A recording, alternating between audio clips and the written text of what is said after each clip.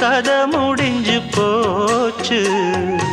ஈசான மூலையில லேசான பள்ளி சத்தம் மாமன் பேர சொல்லி பேசுது. ஆறாத சோகந்தன்ன தீராம சேர்த்து வச்சு ஊரும் சேர்ந்து என்ன ஏசுது. மாமா மாமா உன்னத்தானே எண்ணி நானும் நாளும் தவித்தேனே.